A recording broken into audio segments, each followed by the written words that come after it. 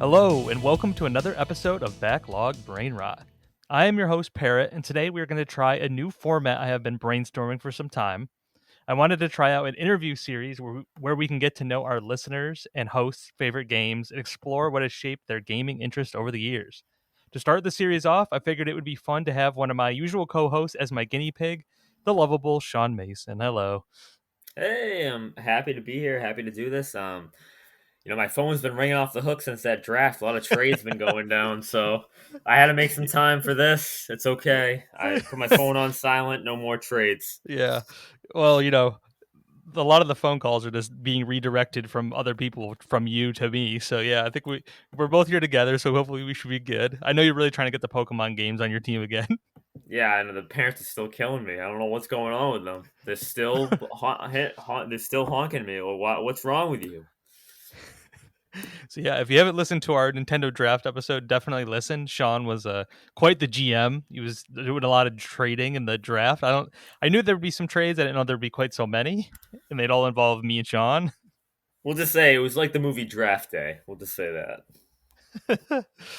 But we were going to kick off an interview. So this, like I said, I've been kind of thinking about this for a while, and I want to get all the people from our Discord on here to really explore everybody's top 10 lists, and I'm sure they'll end up getting ripped apart on the Discord, but that's not the goal. That's just maybe the effect of it. But we're going to start with Sean. So I'm going to just, before we even get to the top 10 list, which is going to be the bulk of it, is Sean's going to reveal his top 10 favorite games of all time. But before that, I just figured I would ask, what are your earliest gaming memories, and when do you feel like you went from just like casually playing video games as a kid to considering yourself a video game player, a gamer, as you'd say? I would say, from day one, I've always been a gamer. I mean, my whole family was into video games. Like, I grew up in a gaming household. I'll never forget my dad telling me the story. This is before I was born, obviously, because the PlayStation 1 came up before I was born. But he told my mom he was going to Sears to buy a couch, and he came home with a PlayStation. Um, yeah. And that was like the couple days after the PlayStation came out.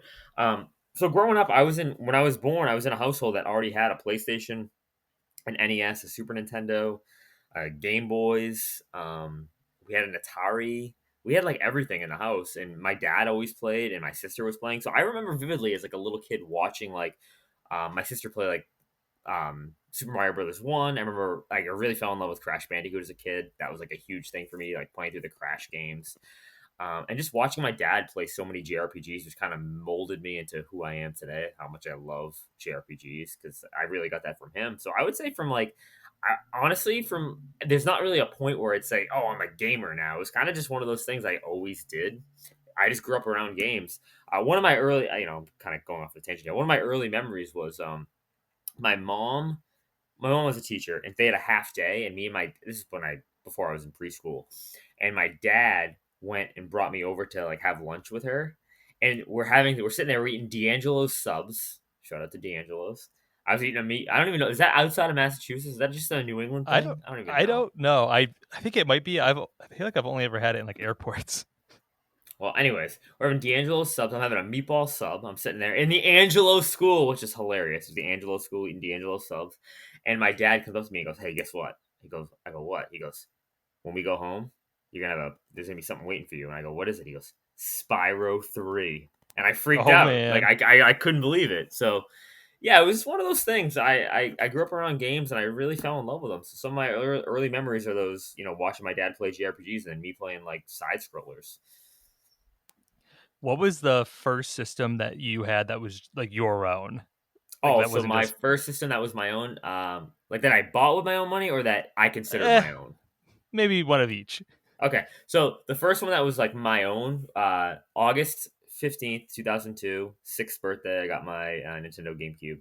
I wanted one so bad. My dad was done with Nintendo at that point. He after the N64, he was done with it. He couldn't stand it anymore. So we already had a PS2 in the house. He got that at launch. I remember him getting that at launch and being blown away by that. But I really wanted a GameCube like so bad. I was obsessed with Luigi's Mansion. I would um we had like a EGM magazine with like Luigi's Mansion in it and a Nintendo Power, and I would just sit there and just stare at it all the time. And I really wanted Luigi's Mansion. I don't know why. I have no idea why. I was never really a Luigi kid. I just really wanted Luigi's Mansion. And so my dad said, "Yep." Well, they said for your birthday we'll get you a GameCube, and it was summer vacation, obviously. So my mom was not working because she's a teacher, and we were actually over my neighbor's house, and they had a pool, and my parents were, well, my mom was drinking like all day with like my neighbor, and my dad came home and he's like, "Oh, you haven't gotten the GameCube yet?"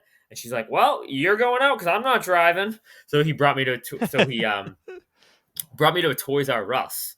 Shout out to the Toys R Us in Brockton, Mass. It's a crazy place, Brockton. But Beautiful Brockton, oh yeah, beautiful beautiful place. Brockton. No crime at all. No crime at all. So we went to Toys. That was like the closest Toys R Us. So we went there, and I'll never forget going back there and get picking out the GameCube. I got the black one. I got three controllers with it, so I had four controllers. And I went up to the lady and I said, she's like, "Oh, what game do you want?" I said, "I want Luigi's Mansion." And she goes, "Oh, I'm sorry, we don't have that." But I remember vividly staring at like the counter behind her where you get your game. There was millions of copies of Luigi's Mansion.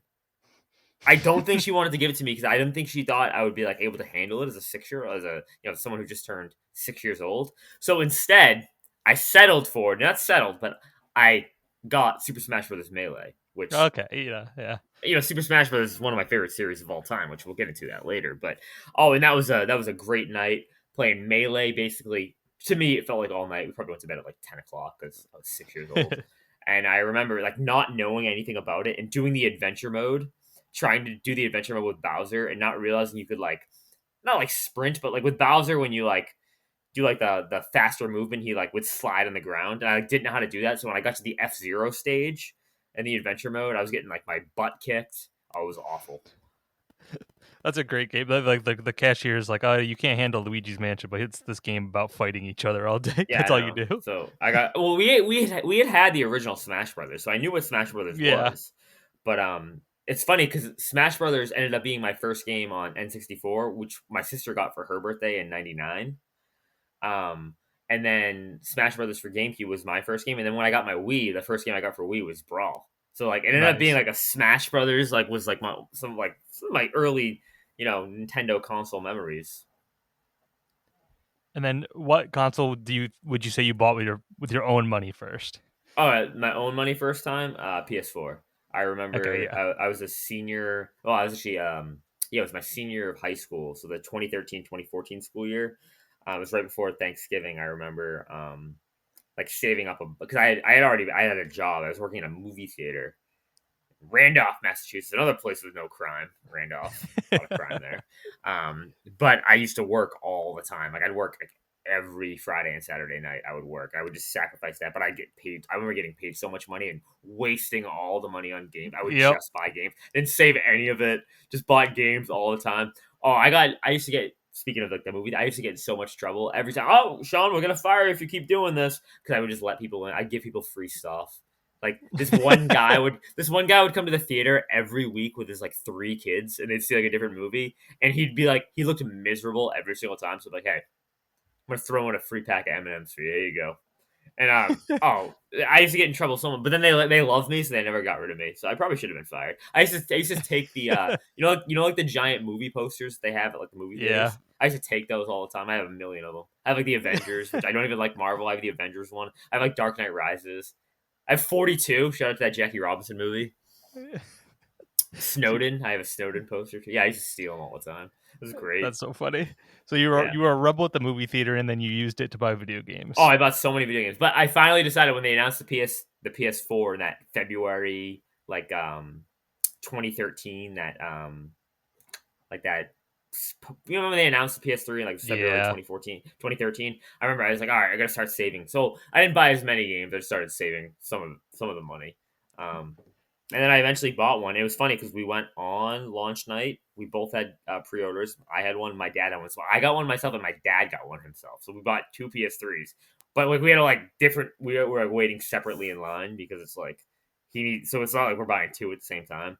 So that Yeah. was like the first one I bought on my own. But like I said, um, GameCube was kind of my first console that I got. Wii was like my console, or it was actually me and my sisters because it was like we both really wanted one, and it was 2008, and we really, really wanted one. And my cousin called us and like, oh my gosh, guess what? We're like, what? They're like, Target.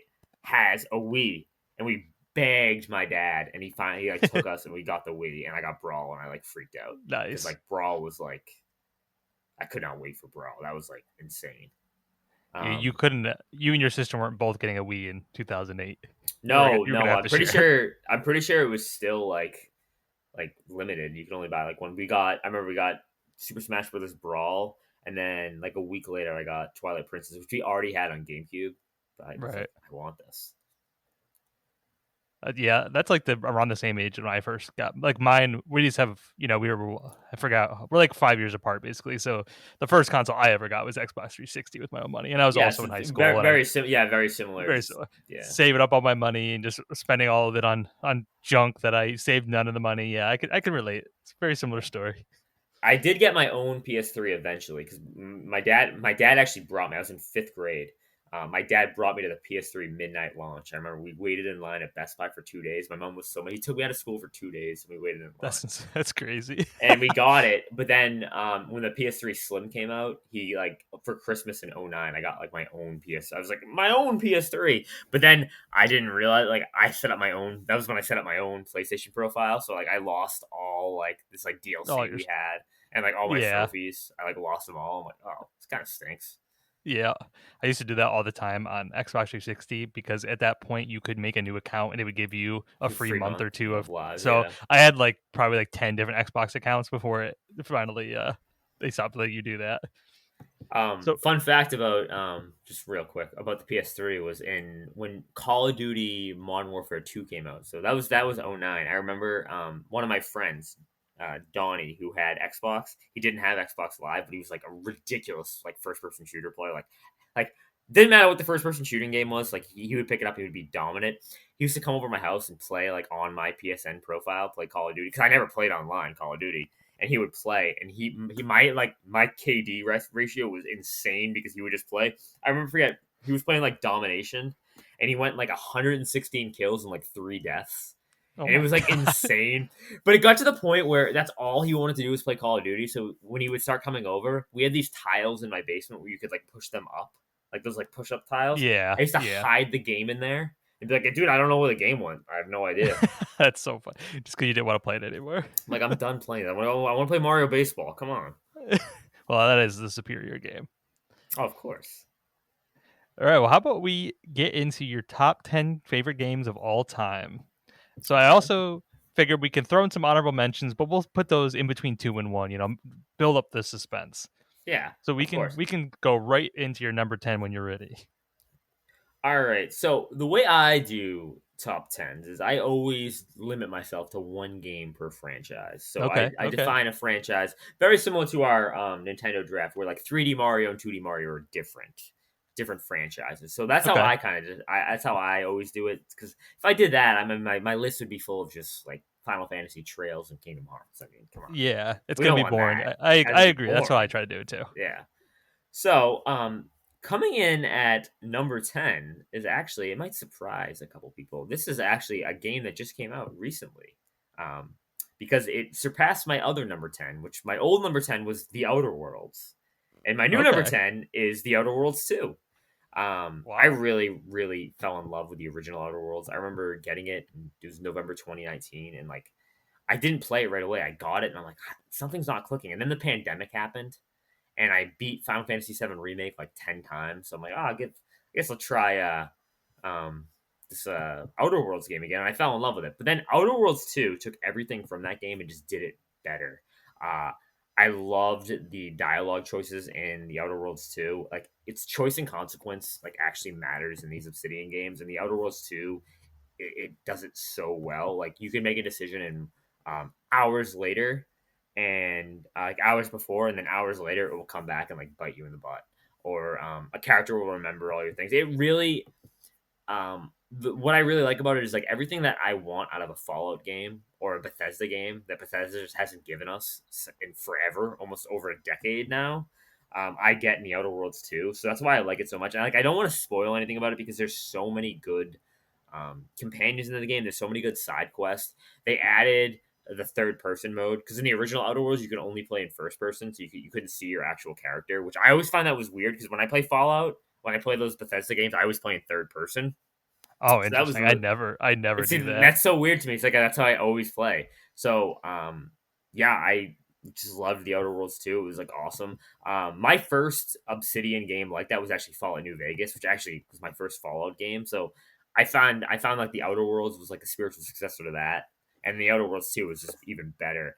And the improved gunplay is awesome. The locations are a little bit bigger. Um, but yeah, the Outer Worlds 2 is just amazing, and it's fun. It's the most recent game on here, by the way. We're not gonna have any more 2025 games.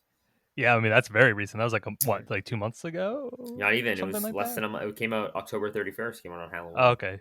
Oh, wow. Yeah, Yeah, see, like, this game totally I've never played Outer Worlds 1, but actually I've been kind of intrigued by it because it's I so good. smaller Yeah, scale sort of thing, isn't it? It's yeah. not It's a lot smaller scale than Fallout. Like the worlds are like the each planet is like expansive, but it's not like a huge. It's not like a Fallout game, but right. it's super fun. I love them so much. And how does is the second one, like, a lot bigger than the first, or are they somewhat No, they just comparable? offer more. There's like more variety of planets to go to. There's more characters. I find that they get a lot more into the small area than the original game. There was some parts in the original game where you'd just be walking and just be like nothing's there. It's just like Okay. area. So, like, the first game was there were small areas, but they were not very packed with things to do, where this new Correct. one is Yeah. more dense areas. Okay, that makes sense. Yeah. I definitely did not expect to have a game so new on your list. That's Yeah. intriguing. You're already surprising me. Yeah. All right. So, what is your number 9? All right. My number 9. Now this might shock a few people, but it is I kind of mentioned not really mentioned it, but this is related to one of the stories I told, and that is Super Mario Sunshine. Super Oh, Mario nice. Sunshine. Okay. So this came out. So this actually game came out 2 weeks after I got my GameCube. So I remember getting it on at Best Buy the day it came out because I was like super hyped for Super Mario Sunshine. Like I could not wait to get this, and it came out like right before school started. I had like 7 days to play. I'm like, I gotta beat this in 7 days. Obviously, I didn't do it as a kid, but I have so many memories of playing through Sunshine and just like running around all the different worlds, trying to get all the shine sprites. It took me forever to like get it took me years to get all 120, and now I can do it in like a span of like 3 hours, which is Yeah. hilarious.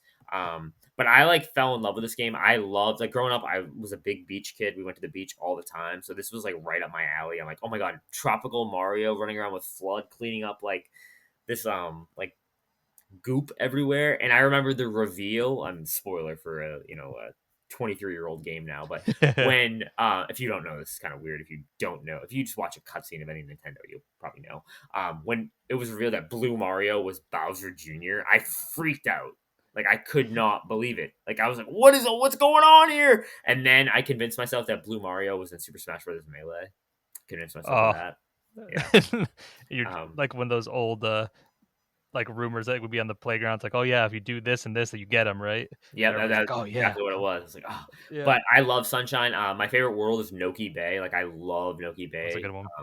That's the one for those who don't know. Noki Bay is the one with the water's all polluted at first, until you become a dentist and clean the whale's teeth or the eel's teeth. You clean the eel's teeth, and then the water's no longer polluted.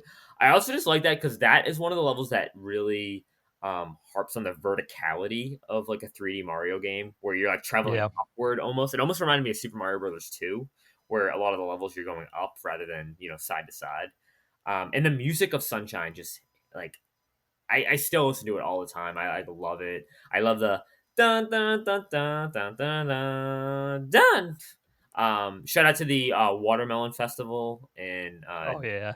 yeah, um, in Gelato Beach. Yeah, that was fun. I remember doing that for the first time and like struggling so much for it. When I finally did it, I was so hyped. And then you realize later in life you don't have to do any of the number 8 challenges to beat the game. You just have to do 1 through 7 in all of them. I was like, "Ah," but I did Yep. it. I did it. I, as a kid, I was so bad at video games. I never beat Mario Sunshine until I was an adult. It's so funny. I just was so bad at It everything. And probably it probably took me and my sister probably till probably '04 to actually complete the game 100%. I remember the pachinko machine, which we called it a pinball oh my machine at the god, time because we didn't know the that frustrated us so much. yeah, I remember that being incredibly frustrating. We called it a pinball machine though, which is really funny. We're like, "Oh, the pinball machine." Yeah, I mean, similar-ish, I guess, right? Yeah. Not like I knew Um, what pachinko was at that time I either had as no, a kid. yeah, but yeah, no, Sunshine. Like I absolutely adored Sunshine, and no, I'm saying we a lot because a lot of my memories are with my sister playing these games. Like me and Yeah, my sister would play all the time. Like Sunshine, again, it was one of those. I get so nostalgic playing it, just like booting it up and being like, "Oh, brings me back. Like it brings me back. I want to be a kid again because I love it. yeah. And I Sunshine was a big reason why I became friends with this kid named Trevor because he had just moved to my hometown like a week before school started, and I remember um, going into school and I was like his buddy that day, and like I was like, oh hey, blah, blah. And I remember he's like, you have a GameCube? I'm like, yeah. I'm like, yeah, I have a GameCube, and he's like, whoa. And then we started talking about Nintendo, and like he came over, and like we like instantly hit it off. And then our moms, it was one of those like things like when the kid comes over and the parents like don't leave. Like yeah, my mom his mom just didn't leave for like 3 hours because my parents were just talking. And I remember playing Sunshine and then playing Melee with them, and it was just like I have those vivid memories just playing. It just yeah. brings me back to that time. Yeah, Mario Sunshine was I don't know. I am that kind of I really actually really like Mario Odyssey, but Mario Sunshine's probably still my favorite 3D Mario. So I definitely appreciate you putting it on your list. My favorite, like the quick thing, is that I remember so Mario Sunshine came out like end of August Yeah, 2022, it was August and 29th, 2002. I Yeah. have a vivid memory. We were at the Holyoke Mall, Oh my like gosh. Talk about a place of before crime. yeah, before this was like early August, and my mom was like, well, "I'm gonna buy you a game or whatever," and I was saving all my money for I was a kid, so I don't know, some stupid chores I did. I was saving my money for Mario Sunshine because it was coming out at the end of the month, but then I ended up spending all that money on Spy Kids Mega Mission Zone instead, that had just come out the same month. And I was like, "Oh, I love Spy Kids." I bought that game, and it was so horrible. And I remember crying to my mom, like, "Why did I buy this instead?" And then she's like, "Well, I'm not buying you another game." And then my grandma caved and bought me Mario Sunshine like Yeah, the week after of it came course. out. That's So what, it of all course. worked I out. mean, yeah. That's such a kid move to do. Like you can't Yeah, wait the extra couple of weeks. You just I buy couldn't some wait 2 weeks. crappy game. Yeah, you just Yeah, buy the like crap game. Yeah, that I. Oh my god. Shout out to Spy Kids. That movie yeah. scared me. Those movies scared me as a kid. Like the thumb I don't people. even I don't even remember that much about him anymore. I just remember I loved So him as a kid. fun fact: I just looked at the Holyoke Mall. It's still open. Not many stores Wow. though. No, no. Like most other malls in Massachusetts, I think it's dying. Yes. Um, All right, let's go on to your number 8. All right, my number 8 is another seminal Nintendo game, also on the GameCube, and that is The Legend of Zelda: The Wind Waker. And I'm including Oh, like Wind Waker HD with this too. Like I'm including that on the Wii U. yeah, So Wind Waker, whew, this was the 3D Zelda that really made me fall in love with 3D Zelda. It's funny. I loved 2D Zelda. I loved A Link to the Past as a kid. I remember playing it all the time, even as like a little kid, just like playing, like picking it up, starting a new file, and just playing it, like, not understanding what I was doing. And then eventually, like 2001, 2002, playing through it for the first time as a 6 or 7 year old. Um, oh god. yeah, I don't even get me started with that. But I like fell in love with it. But and then having the Oracle games on Game Boy, I loved. But I never really clicked with 3D Zelda. We had Ocarina, we had Majora's Mask, but they were not for me. Like my sister really loved those 3D Zelda games, and I used to watch her play, and I used to get scared of like the redeads and Ocarina when you become the Yeah, older Link. I'm I like, was what's too. going on? But I liked watching her play it, but I didn't like actually playing it. But then I saw Wind Waker and like the graphics. I was like, "What is this? Like this cartoonish look?" And I really, really wanted it so badly. Like I was at recess playing as like Link. I was like, I'm Link, and I called him like Cartoon Link, not Toon Link, and Yep. like running around. Again, I convinced myself he was in Melee, even though Melee came out years before. Like that's the dumbest thing ever. I got my wish with Brawl, but but yeah, I like instantly when the game came out. It came out in March of 2003, and I didn't get it right away because like obviously back then it's like, oh, can I get a game? It's like, oh, you gotta save your money. I'm like, how am I Yep. saving? I'm like Yep. freaking 7 years old. How am I saving my money? Um, we eventually got it though, and instantly like I fell in love with it. Like it took me forever to beat it because I had like the Forsaken Fortress. The first time you go there and you don't have your sword, I had like no idea what I was doing. Yep. Um, but I have that eventually, same exact memory it clicked wandering around and that fucking spot, just doing nothing for yeah, hours. It's like like, what am I what supposed do to I do? do? Yeah. But we eventually figured it out, and it was one of those games that I just, like I said, I fell in love with. I fell in love with the world, sailing around the world. It's really funny to me that if you look at like all these open world games now, like Wind Waker was one of like the first ones that really like, oh, like it, obviously it's not fully on open world, but you could sail like pretty much anywhere in the game and like get off and explore. And it was really cool. Like that was so cool to me because again, I wasn't playing Grand Theft Auto 3 at the time. I didn't even know what that was. Yeah. Um, Yeah.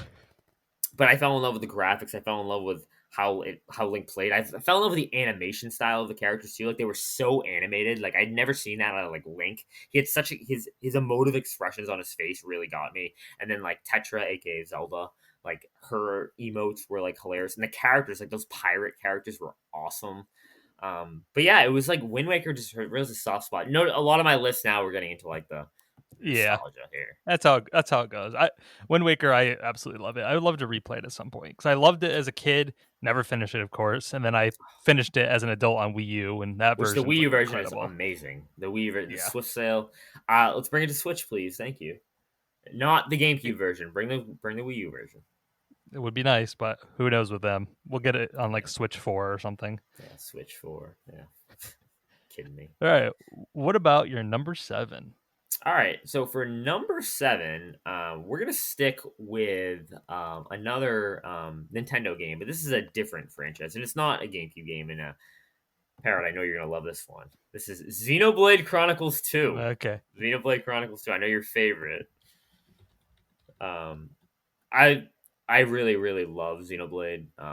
The entire franchise is just amazing. I'm one of those weird people though. Like again, I know I get a lot of crap. I like Xenoblade 2 over Xenoblade 1. I think Xenoblade 1's the weakest of the three games, not including Xenoblade. Why can't I think of the name right now?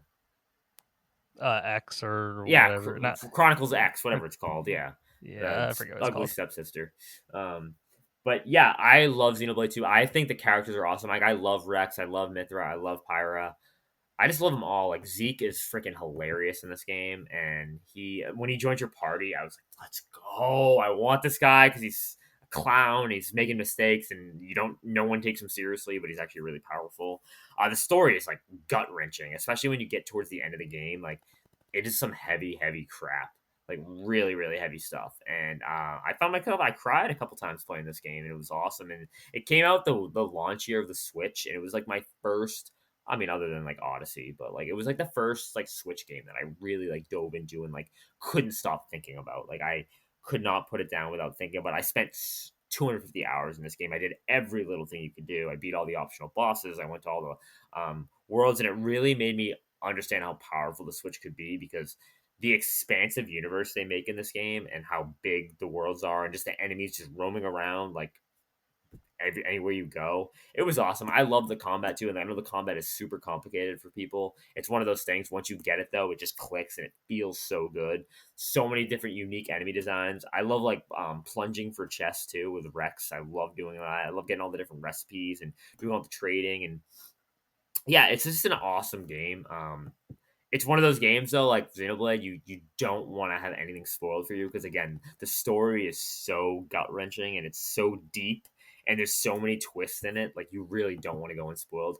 And the DLC is like a whole other game, like the Torna expansion. And I Right, I forgot really about that. the way I would love to re-experience this game if I could erase it from my mind is play through chapters 1 through 9 of Xenoblade 2 and then go back and do Torna and then play chapter 10 because then it would just hit even more. So is that what I should do whenever I play this one day? Yes, you should play one through chapters 1 through 9, and then play the Torna expansion.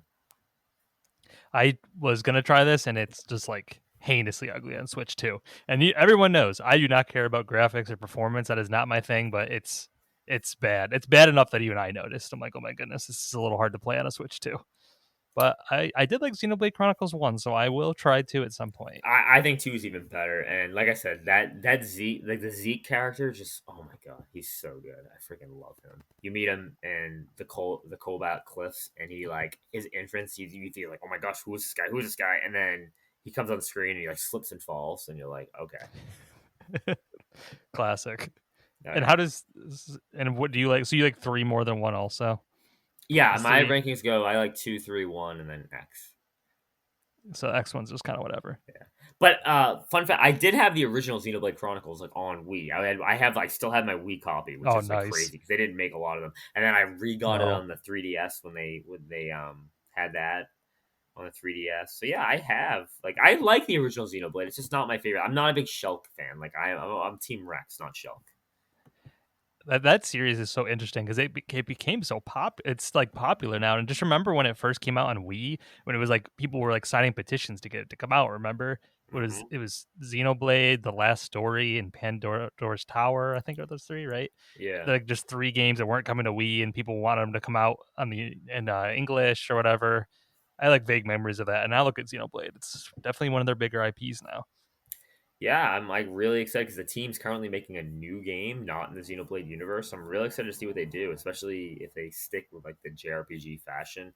I think this is arguably like Xenoblade 2. I think it's one of the best stories told by a Nintendo first party in any Nintendo, like any franchise, really. Yeah, that seems. I mean, better than Super Mario Brothers 2. Oh, I mean, of course, we shout out to Ward, but Yeah. All right. Well, how about your number six? Are we gonna keep all the right. Nintendo streak going? No, we're actually gonna pivot away from Nintendo for a little bit. And we're gonna go to a little indie game here. And again, it's another RPG, and that is it's a JRPG heavily inspired because it's an indie game. But that is Bug Fables. Bug All Fables. right. Me and Straw did a special episode on Bug Fables. I really got him into it, and he really enjoyed it. I freaking adore this game. This is basically the spiritual. This is Paper Mario 3. Basically, this is the third Paper Mario game. It has an amazing story. It has amazing combat, great side quests, great boss design, great writing. It's just a pleasure to just look at the game. It is so like even though it came out in November of 2019, when I look at it, I feel like a kid again, like playing through it. The areas are cool. The story is just like outstanding. There's a lot of twists and turns, optional bosses. Shout out to Kabu. Shout out to V. V's like a little bee. She's my absolute favorite. Her story arc is absolutely wild. She comes off as very brass and very in your face, but then you realize you learn a lot about her backstory about why she's like that, and it's really for those because I know a lot of people who start playing the game they don't like V, and then you learn about your story, and you're like, oh my gosh, that is like that's why she's acting like this. And then obviously, shout out to Leaf. Leaf has like one of the craziest backstories. And when you find out like what it actually is, you're like, what? And then you start connecting dots back to previous chapters, and you're like, it makes total sense. There's side quests for all the party members that, like I said, it delves deeper into their backstory. The world of Bulgaria is just crazy. Spoiler. I mean, it's not really a spoiler because you learn it right away. But it's like you're bugs in a bug kingdom, but then when you zoom out, it's like this really really small area of the backyard. Yeah, Um, that's like cool. the desert area is just a sandbox. It's like a giant That's nice. sandbox. Yeah, I like when it's like that. it's really really cool. Like the whole world, one of the whole chapters is centered in a beehive, and you're going to a factory because like there's like the bees are supposed to be like these like high functioning like really futuristic like species, and they have like robots working, and the robots obviously go malfunction and they're trying to take over the hive, and that's like a whole chapter. It's a super fun game. And shout out to Spy Cards. It's like a side game where you collect cards and you can like duel with these cards. It's Nice, super cool. nice. I got the limited run version of the game, and it came with its own set of spy cards, which is awesome. I have them. It's super fun. This developer is currently they've been in the works of making a new game now for like 4 or 5 years. So I'm really it's called Moonsprout Games. They're gonna release another game, and then they're gonna release Bug Fables 2. They said. So I'm really hoping what we get is something similar to Bug Fables from them because it is a freaking amazing game. I actually got into the speed running community of this game, which was awesome. That's how I discovered the game actually because I was big into the speed running Paper Mario, Thousand Year Door, Paper Mario, the original game, and one of the people who is like one of the top record holders for Paper Mario, randomly on Twitch. I used to watch Twitch a lot. Was gonna play this game called Bug Fables, and I'm like, "What is this?" And I'm like, "I don't want to watch it because I want to experience it myself." So, and then after that, I started watching him again, and he got into the speedrun series, and it got me into it. And it's pretty crazy. You can't quite break it as much as you can break like Paper Mario and Paper Mario Thousand Year Door by sequence Mhm. breaking and going out of bounds. But it's still a super fun game, and I highly suggest this to anyone. It's on basically every console, um, and it's usually on sale all the time. Yeah, this one's on my list of something to check out at some point when I'm in the mood for a game like this. I kind of want to replay the first Paper Mario on N64 before I play this. I feel like maybe I would appreciate it more, like, but I don't know. Maybe I'll just try it at some point. I know Straw really liked it also. It's so good. When you replay the original Paper Mario, let me know because I'm always down to replay that game too. Yeah, I haven't played that game since I was in middle. No, I played like on the Wii Virtual Console in like high school, so Oh, it's been a long 2008 time. Wii Virtual Console. I remember Yeah. getting that. Oh my god, so good. All Even right. though I Well, own we've the cartridge. gone through 10 through 6, so now we're up to your number 5. We're getting to the top 5. All right, number five, we're gonna stick in the JRPG series here, and that is Tales of Exilia. This actually just got a remaster released on Switch and PS5. I'm a huge, like I said, I'm a huge JRPG guy. I love the Tales of series, and I think Tales of Exilia is the peak of the series. Often forgotten, not often forgotten, but it's often one of the games that people overlook because it came out. Um, Towards the tail end of the PS3's life cycle. Like it released in 2011 in Japan, but not till 2013 in America. So again, it was like closer to the end of that PS3 life cycle. But I think the story is absolutely fantastic. There's two different playable protagonists you choose from at the beginning. It changes the story a little bit. I think the combat in this game is the best of any Tales game. Obviously, it's like the traditional Tales combat where it's more of an action JRPG, where it's not turn based, but they offer so many different ways to attack the combat, which made it super cool. The world is awesome. The game's fairly long. It's about 41 hours to beat, 40 to 45 hours. Um, but yeah, it's just an amazing game. I love Mila, who's like the main. She's like the female protagonist of the game. If you pick her, she's an insane backstory. It's actually really, it's really gut. Some of my games are really gut wrenching. It's really gut wrenching, kind of really sad actually. It was actually one of the games that I remember like crying, and I was like older. I'm like, why am I crying at this? I'm like, wow, this really means a lot to me. And again, it was like the June of 2013, I want to say. So it was right before like The Last of Us came out too. So that was like back to back like gut Yeah. wrenching games for me. I'm like, geez, Yeah. what am I playing? I'm supposed to be enjoying these things, not crying. But the overall world's really cool. The party you get is really diverse and expansive. Like you have some like your traditional mage characters, but then you have like the hybrid characters where they're using magic, but like their magic is based on like the weapon they have. So it's like a magic based melee combat, which is really cool.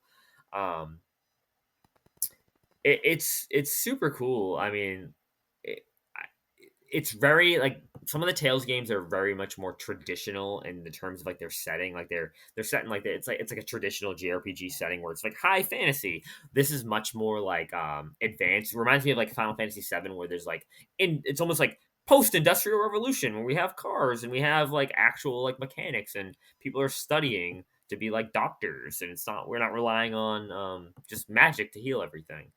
So that really got me into it, and I like I said, I love the Tales of series, and this was like a phenomenal game. And they actually, it's one of the few Tales games to get a direct sequel to it. They have a Tales of Exilia 2.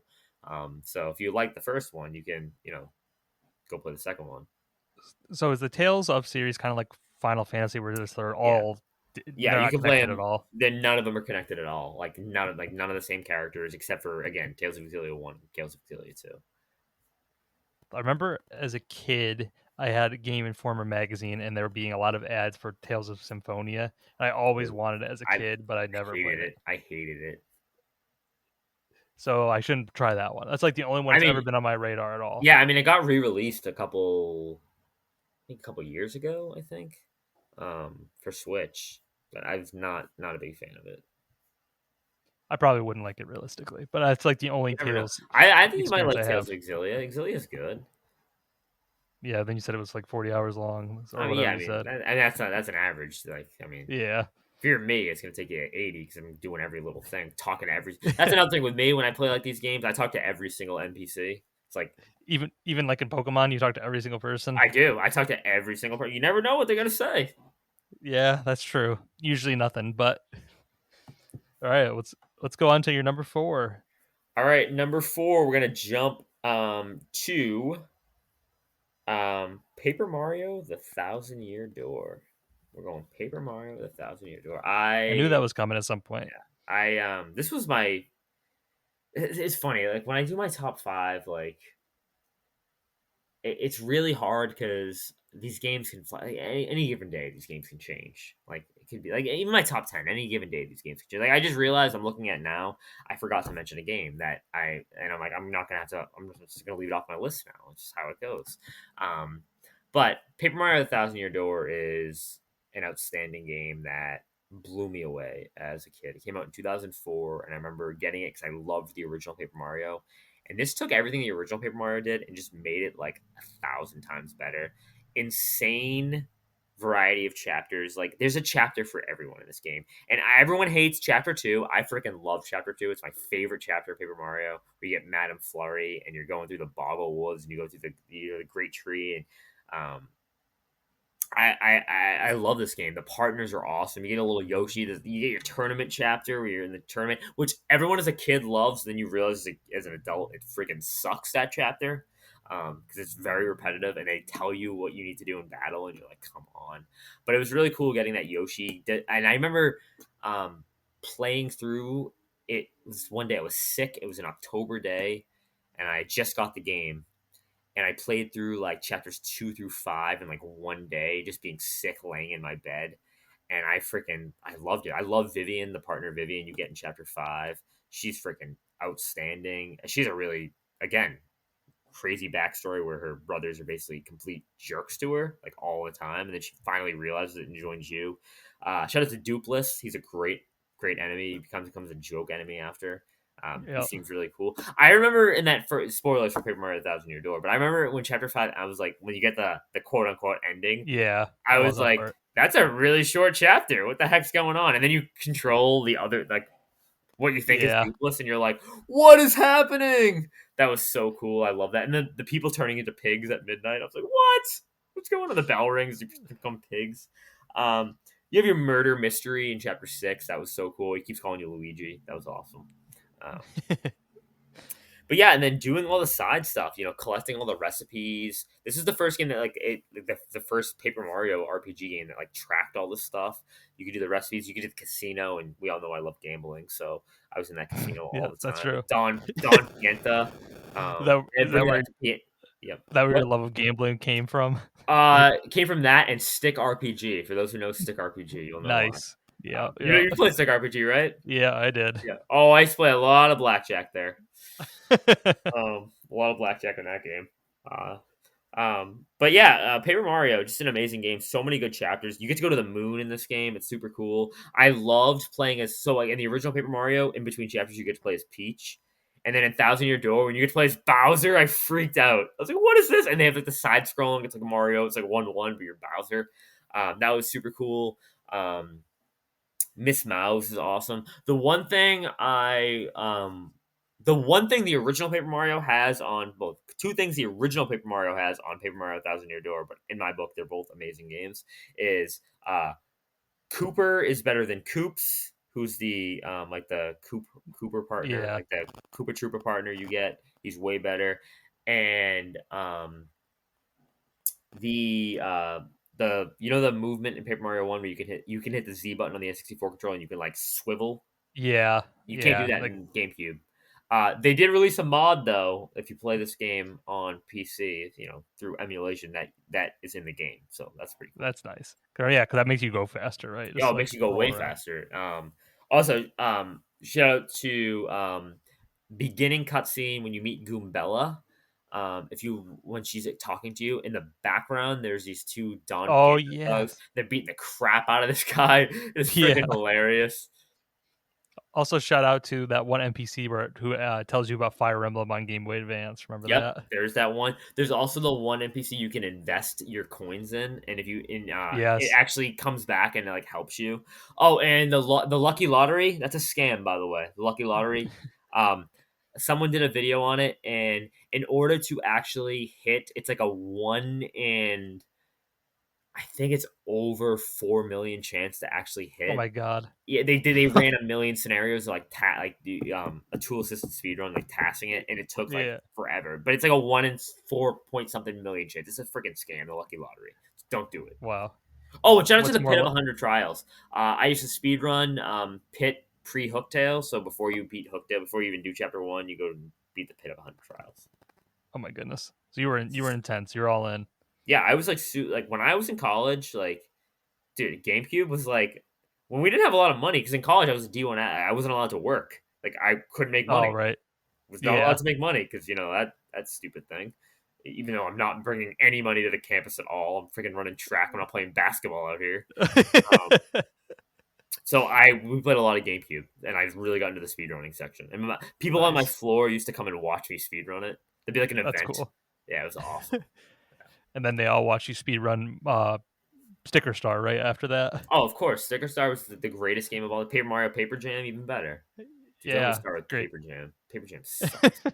I think Sticker Star is better than Paper Jam. Maybe next time we do one of these interviews, we need to have the 10 least favorite games of all time. Don't get me started with that. All right, let's go on to number 3 then. All right, so I realized I'm gonna have to leave off like a really good game. So can I put two at number three? Yeah, whatever you need to do. I like screwed up my list by mistake. I read number 11 for screwed up. All right, so number three, we're gonna go with Crash Bandicoot 4. It's about time. It's gonna be Okay, nice. 3A. I freaking love Crash Bandicoot. Crash Bandicoot 4. I even like the crappy Crash games like Mind Over Mutant and Clash of the Titans. Okay, Uh, okay. I actually had when I got a Nintendo DSi in 2009, and yeah, I don't know why I got a DSi. Well, I played the Mario games on the March of the Minis, those Mario versus Donkey Kong games on there. I actually got the Clash of the Titans on DS, which is a horrendous port of it, but I did it. I played every single Crash game. I love them. Crash 1 through 3 is awesome. And then Crash 4 is like the spiritual successor to those games. And I think they did everything even better. I was among the first 25 to get the platinum trophy in this game. And then I even went and I was among the first 10 people to get the 100% achievements on Xbox. Wow, Um, nice. it took me like 100 and something hours to do it. I love this game, and for those who know, this game is the most difficult Crash game I've ever played. It is super fun, and to get all of that, you have to like do everything without dying in a level. Like you have to get all the boxes, beat it in a certain amount of time, um, get everything without dying too, or else you get dinged. It is awesome. There's so many different variety of levels. You get to play as Dingo Dial, who's like my goat villain in Crash, so that was really cool. I like what they did with the Coco levels. I liked really everything. The story is kind of like nonsense, but again, it's Crash Bandicoot, so the story is always nonsense. It's really cool that the Cortex levels are fun. I love the flashback tapes where you get lore of how like Crash and Coco were like kind of created. That was kind of cool. But yeah, overall, this game's a freaking blast. They don't throw vehicles down your throat either. I love like the New Orleans themed level where you're like going through it's like Mardi Gras. It's a wicked long level that was super fun. But yeah, the game's awesome. I love the different masks they introduced too. Like they all have different Yeah. powers. That was super cool. That brought me back to like the original Crash 4, which I think they kind of were taking inspiration from, but that original Crash 4 is not good. Wrath of the Cortex, not good. Um, but yeah, it's about time. It's really cool, and I love the pun of the name Crash 4. It's about freaking time. Yeah. I really like that game. I'd like to replay that at some point. So I Oh, I really was replayed not a it. I Crash replayed it person growing last up. year, and it's still like peak. I have a very vivid because this came out in 2020, October 2020, right before PS5 came out. And I remember it was COVID. School was in session, but we were doing like remote learning, and I remember waking up it was like remote, but it was hybrid too. So I had to go into work, but some of the kids were at home, some of the kids were in front of me. But I remember waking up, going for my morning run, and then coming back and oh, there's no school today, and we're gonna cancel remote learning for a snow day. I'm like, yeah, how does that freaking work? Like, oh, well, whatever. So it was like 5 or 5:30 in the morning, and I was just sitting there playing Crash 4, and I'm like, this is peak life right here. Crash Yep. 4, getting stimulus checks, um, teaching kids from home. Yeah, it was great. I loved it. Yeah. But yeah, Crash 4, just an absolute outstanding game. I'm not going to say much more about it because I do want to get to my 3B. which I have to go with Okay, so 3D. we'll shift them all down. So your 10 was Mario Sunshine, 9 Wind Waker, 8 Xenoblade Chronicles 2, 7 Bug Fables, 6 Tales of Exilia, 5 Thousand Year Door, 4 Crash 4, and now 3. Well, now Octopath Traveler 2 is going to go to 4 because I have another game I need to talk about too that I forgot to mention. Okay. So my You got a bad. lot going on here. Yeah, I got a lot going on here. So Octopath Traveler 2 is my an amazing game. I freaking love Octopath. Me and Straw actually did an episode on Octopath as well. Um, these games are outstanding. Octopath 1 I freaking adored. I know a lot of people have its criticisms of the lackluster story, but Octopath 2 just kind of solved that. Side quests are freaking awesome. They actually add to like the overall in-depthness of the party. They add side little party missions where your party actually interacts with each other. It's not just like, oh, we're happen to come along with each other. Shout out to Throne, absolute gut wrenching, devastating backstory where she's basically in a thieves guild, and you kind of figure out why she's in there, and it's really really upsetting. Overall, the entire game's awesome. Shout out to Oswald. You start out like you're in a freaking prison. His story's also insane. Tenemos, Particio, all Hikari, all these characters are just freaking awesome. Game is absolutely gorgeous to look at too. That 2D HD art style. It's even better on Octopath 2, which I didn't think they'd be able to overcome on Octopath 1, which they surpassed it. Great different classes. They add in some unique classes, like the weapons master class is freaking sweet. The inventor class is awesome. Super secret boss, super awesome, super fun to defeat. If you don't actually do the super secret boss, you didn't actually beat the game. Sorry to tell you that. Um, it's just an awesome game, and each character has like a different style story. Like Hikari's like the traditional JRPG, but then it ranges all the way to like Temenos, which is like a murder mystery, kind of like a backhanded slap at the Catholic Church because there's like a lot of like corruption in the church, and that's Hmm. what the whole thing's about. It's super. It's a freaking awesome game. I love this game. I remember when it came out.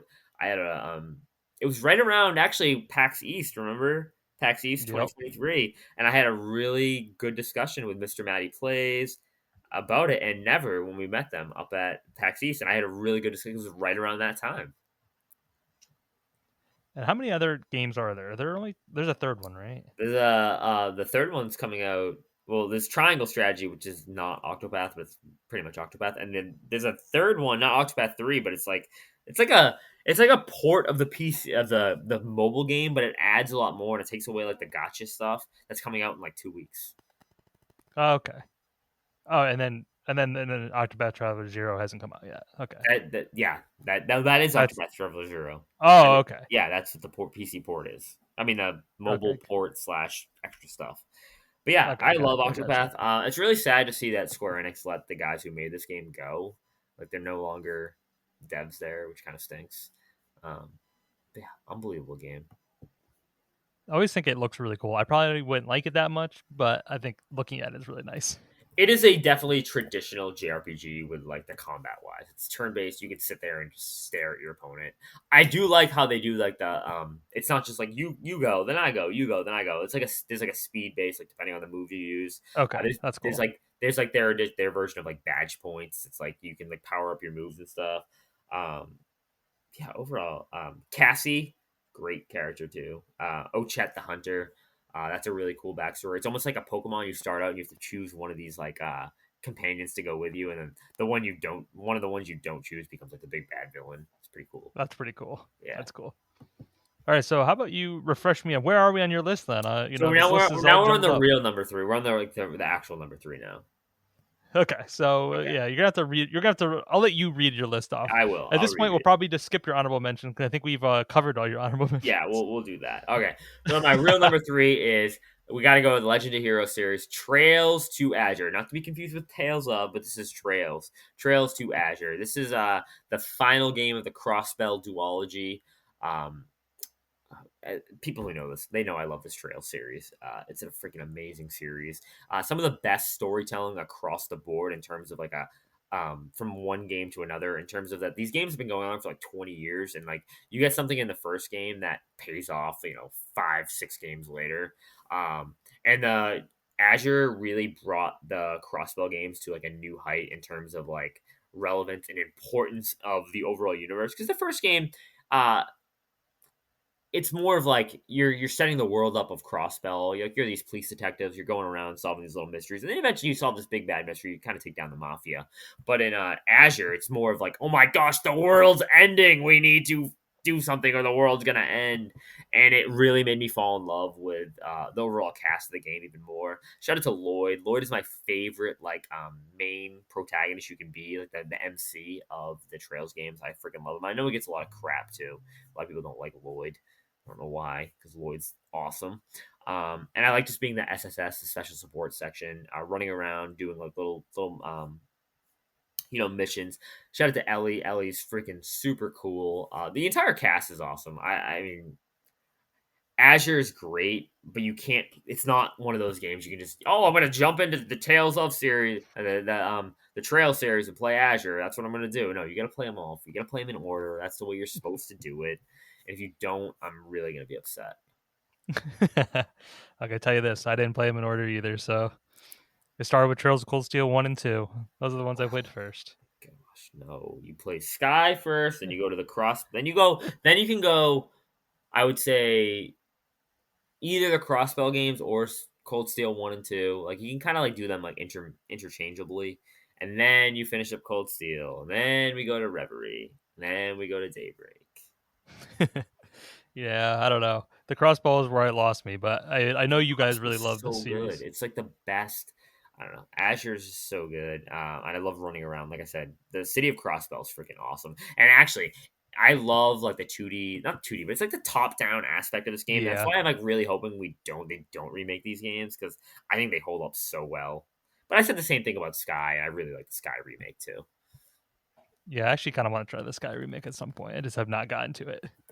I mean, got to. But yeah, I mean, overall, this game's freaking awesome. I can't believe it came out in 2011 and we didn't get it till like 2022 over here. That is crazy. And I just waited to play it. And I didn't play them in order. I played the Cold Steel games first, Ah, but that was me being naive. I couldn't, you you're know. you're just trying to help people see the light now. Yes, you're supposed to see the light. Um, and if I could, I would have imported it. If I knew back then what these games were, I would have imported it to the PSP, the Japanese version.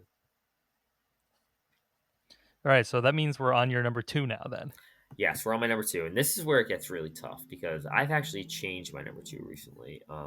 It's in the same series though, so I was a staunch Kingdom Hearts 2 stan. This is the best game in the franchise. Kingdom Hearts 2, the greatest. But then, upon several playthroughs of the series, replays, and watching the regular Pat, who's a great YouTuber, who's a Kingdom Hearts YouTuber, you know what? Kingdom Hearts 3. It's my number two game. I think Kingdom Hearts 3 is the wow. peak of Kingdom Hearts, and the reason why people hate it is because they think it took oh my god, it's been in development since 2006. It's taken forever to come out. It took 13 years. No, guys, this game was not in development for uh, 13 years. It was in development for about 5 years. That was it. Standard normal game. We got Kingdom Hearts games in between. Like I said, there's no such thing as a spin-off Kingdom Hearts game. Every game matters. So if you don't, oh, we only got side spin-off games. No, they were not spin-off games. They were actual games. Kingdom Hearts 3 is amazing. I think what they did with the world design was freaking insane.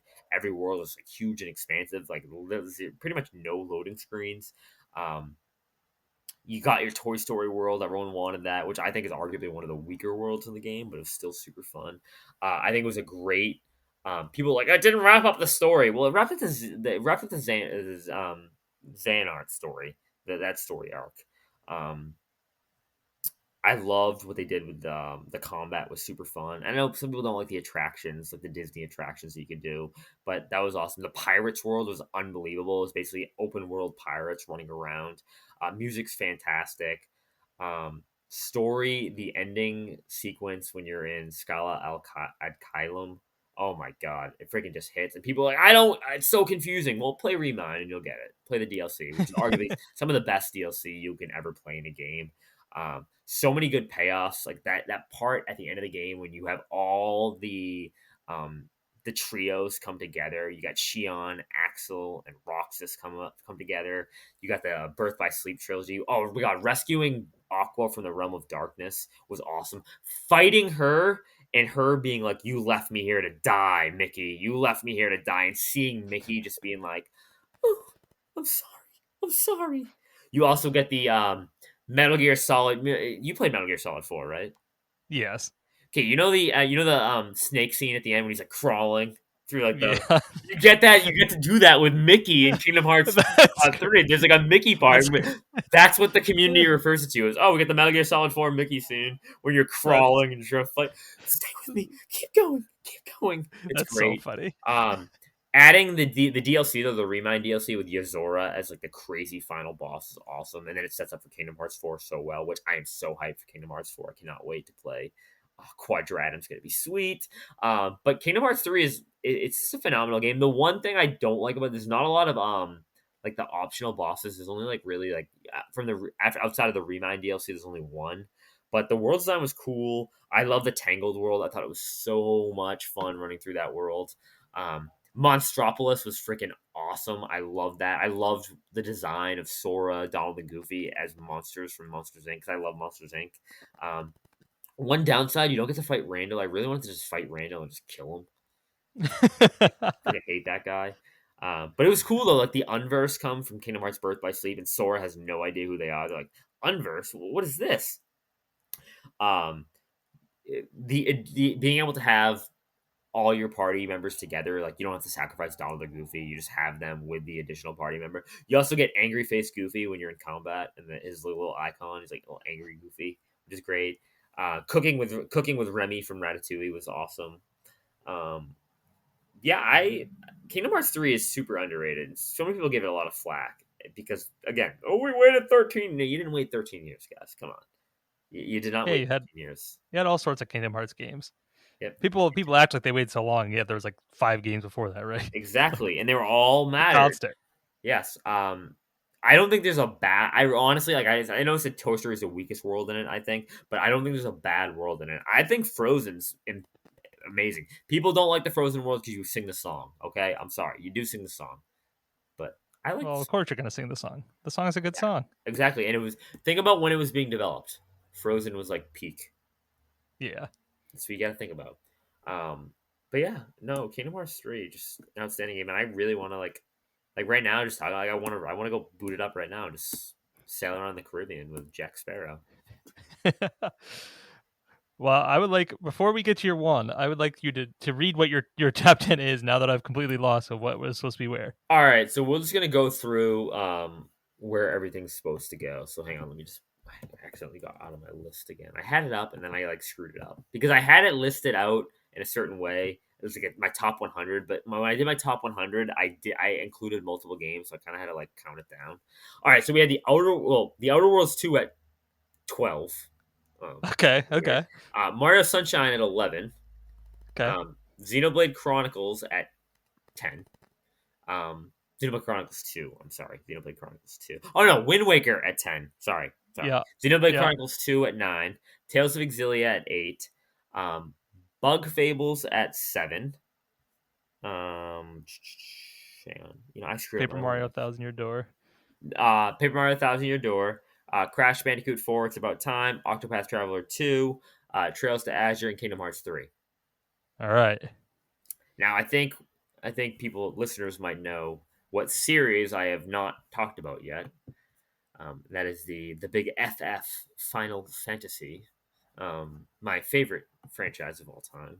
Um, Now this is tough because I like a lot of the Final Fantasy games, and it was really tough narrowing it down. But ultimately, I have to go with just the OG Final Fantasy VII. It's an amazing game. I mean, that story is freaking. That's another gut wrenching story. And I remember watching my dad play it as a kid. My mind was blown. I used to play in my yard as Cloud. I'd run around and I'd do like this freaking. I would do the stupid turn based combat. Like I would sit there with a stick and being like, "All right, ready to go, ready to roll." No, my opponent has to hit me first, and then I would go and run up and jump and run back. Um, yeah, Cloud. I fell in love with Cloud as a kid. My dad went to Japan in 2003, and he came back. He had a Cloud plushie for me and a Barrett plushie, and I was like, "Whoa, this is so cool." A Red 13 plushie. I'm not going to say his actual name because I don't want to spoil, this amazing game. Even though I spoiled games that are newer, which is funny. But yeah, Final Fantasy VII, it just blew me away as a kid. It really made me fall in love with the like turn-based combat, and one of the first games that it really got me into like reading, because I would read again. I would talk to everyone and really read. I watched my dad play it, but then I played it for the first time in 2003, like by myself, and it really made me understand like the overall world. And I play this game every year now, and every single time I play, I do learn something new. Like there's something new I discover. I really love like the whole like I love Midgar. Like that's my one of my this is why I love the Final Fantasy VII remake so much, because it was just Midgar. Like I love Wall Market. I thought Wall Market is such a cool like area, and when they did a remake with it was really cool. But then even getting out of Midgar when they expand the world and you go all over the place, and we all know the scene that when someone dies, that broke my heart as a kid. Like I shut my game off and didn't want to play for like 3 days. Like, I didn't want to be with it. I really liked it. I really liked that character who tragically dies at the hands of the big bad Sephiroth. Sephiroth scared me as a kid. Again, that's why when he showed up in Kingdom Hearts as like a super secret boss, I was like, "This is insane." And that his One Winged Angel soundtrack is just "Here comes Sephiroth," na, na, na. Freaked me out. I freaking love it. But yeah, Final Fantasy VII is just an amazing game. I love like the steampunk aspects of it, but then you also get the high fantasy with the chocobos and everything else. I think they've done a phenomenal job with the remake. I'm blown away. At first, I was so anti, like, we do not remake this game, do not remake it. But I've been blown away by both remake and rebirth, and I cannot wait for part three, whatever they're gonna call it. Yeah, how long do you think that's going to take? Think it's going to be I sooner think we than we get it think? next year. I honestly think we get it next year. That would be nice. I I think really like those. we're gonna get the title in 2 weeks. I think at Game Awards. All right, There's we'll a see if short you're trailer. right. What We do you think the will. title's going to be? Do you have a guess? Oh, I have it written down because we have a bet, and there's like 10 of us in on a bet. And the winner, whoever, if anyone nails it, we're all buying them that person the game. Where is it? I gotta get my notes section up. Nope, that's not it. That's my monthly bills. Where is it? Nope, nope. I'm gonna get this up because I have it. When was the last time I updated this? Nope, nope. I'm getting this up, so you're keeping this all in. So this is all staying in. Yeah, yeah, no editing this out. This is important. This is important work. Oh my gosh, where is it? Oh, here it is. I think it's gonna be called Revive. Okay, okay. Yeah. Straw has so we have a Straw says rewind. Poot says replicant. Ed says reunion. Ryochi That's says what I would guess. repose. Moo says return. Cole says reclaim. Gremlin said remind, but he's like, oh, it's a Kingdom Hearts reference. That's not gonna happen. Moki says revelations. Yeah. I think a reunion would be my guess. That's the out of those ones. That's the one I feel like it could be, but I we'll like see. revive. I think it's gonna be revive. Because spoiler, I think someone's getting revived. Yeah, I have mixed feelings on the whole thing, but I'm waiting to the last one to see what happens. We'll just let it go and to see how it goes. Yeah. Sorry if my list was really confusing for people. And sorry if I talked more about some games and didn't talk as much about other games. Hey, It's kind of the nature of the that's beast. it is. I think it's a very good list. You have a lot of variety on here. So I also wanted to, we've kind of talked about it enough probably, but we'll just quickly talk about. I wanted to hear your five favorite video game series, but now, like after I've seen your list, I want to just take a guess. Okay. Okay. Final Fantasy, Correct. Kingdom Hearts, Correct. Trails, Correct. and then I want to say Zelda, but I know you hate Breath of the Wild, so is Zelda still in your top Yeah, five? Zelda's still in my top five. Yeah. Okay, now, would you either just put Mario or Xenoblade Chronicles as your other one? Neither in my top five. Neither. Okay, I don't. What is your fifth So then? Or I don't know if the my fifth one is a game that wasn't even. It has the game's not. None of the games were in my top 10, but overall, the franchises. interesting. I don't even have a good guess. I don't Oh, think. I can't believe you can't get it. What is it? What is it? NBA 2K. Oh, how'd you know? Actually, now that I think of it, yeah, you're right. It's Crash Bandicoot. Oh yeah. Yeah. Okay, Crash Uh, Bandicoot. I should have said. Not. I was thinking Pokemon, but that's like number Oh six. yeah, Pokemon. Yeah, Yeah, Pokemon. Yeah. because you didn't have Pokemon in your top, so I wasn't really thinking about that. No. And you also traded it off to me, so I didn't think you liked it that much. No, I love. The recent Pokemon has kind of made me not like it as much, but like Gen 3 through 5 is just peak, and I've mentioned that many times. Um, Yeah. But yeah, those are my like 5 favorite series. But like again, that could change on any. The only ones that are really cemented is like 1, 2, and 3, or like Final Fantasy, Kingdom Hearts, and Trails. Like the other ones Yeah. kind of shift all the time. And to me, a franchise, it's hard because like I love Octopath, but there's only 2 games, and even 3 games. Like, do I consider that a franchise? I don't know. Yeah, it's hard. Like you're gonna gravitate towards the ones that have a lot of games. I think it's That's what just I how it mean. kind of Yeah. goes.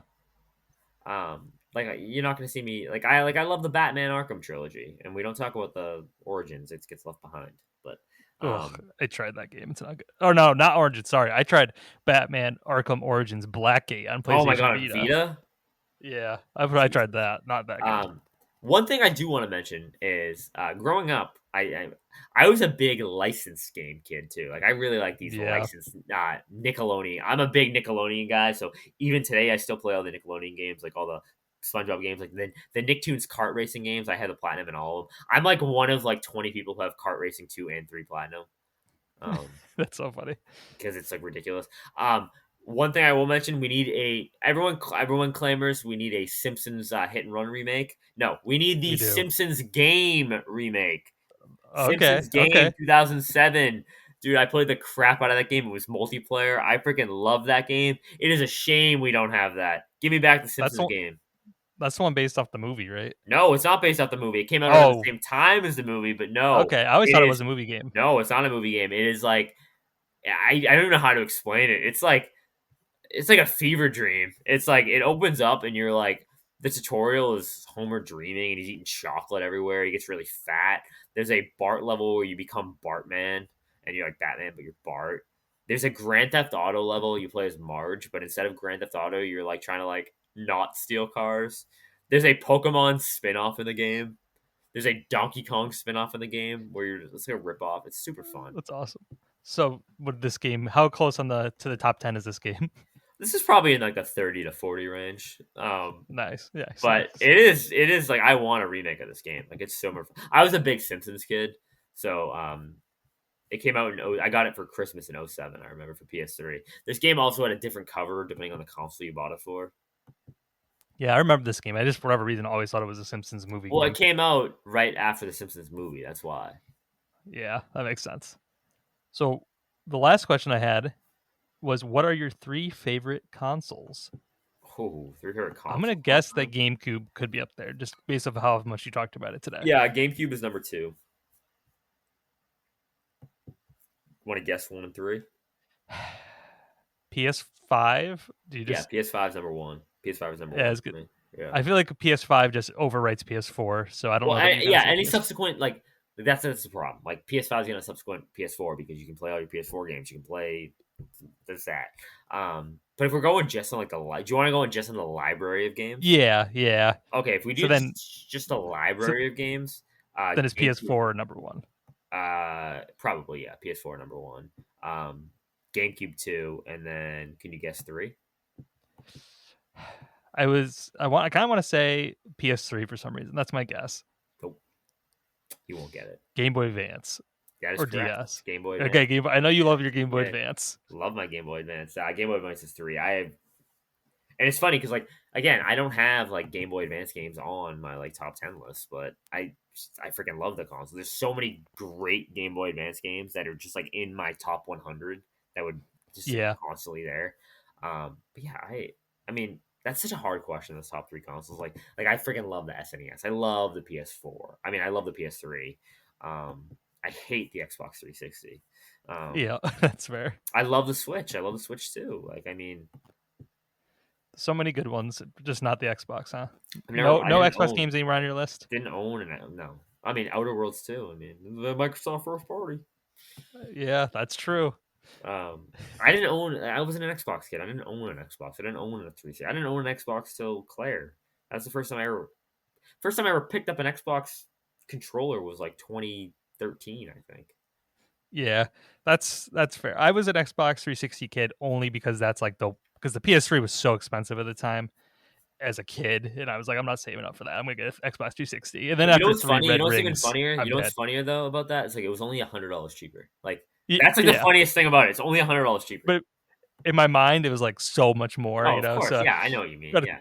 got a 360, and then after 3 red rings, I gave it up. I'm like, I'm not playing on this thing ever Yeah, again. I was lucky that my dad was such a gamer, and he still is. That he like a big PlayStation guy, so I was like, really lucky with that. Yeah, I never. Well, my uncle's a big gamer, so I had that, but no one in my house ever really was. I was Everyone in always the my house, biggest gamer in the house. It everyone in was my just me. house was a big gamer. I mean, my mom not so much, but like she would like she liked watching us play. Like she liked watching us play. 2010, she watched me play Grand Theft Auto 4. That was awesome. That was I funny. can't even imagine my mom watching that. That was like Grand Theft Auto was like the one game I really had to fight my mom to allow me to get, See, it's and funny. that Like was like in I high was school. not a Grand Theft Auto person. I didn't play Grand Theft Auto 4 till I was 15. No, 14. I got it Christmas 2010, but it wasn't one of those like I need to play Grand Theft Auto. Like I remember in when it came out in 2008 when I was in sixth grade, everyone was like, "Oh my god, GTA 4! I can't wait." I'm like, "Yeah, okay, have fun. I'm gonna go play. Play Zelda." Yeah, I wasn't really big into it until like high school. And the first Grand Theft Auto game I played, not even Grand Theft Auto, Saints Row on Xbox 360. Now that's a game. Never played the Saints Row game. I never played any of those GTA clone like games, other than the Simpsons Hit and Run, of course. I mean, Well, Simpsons Hit and Run's better than all of them, honestly. Let's be fair.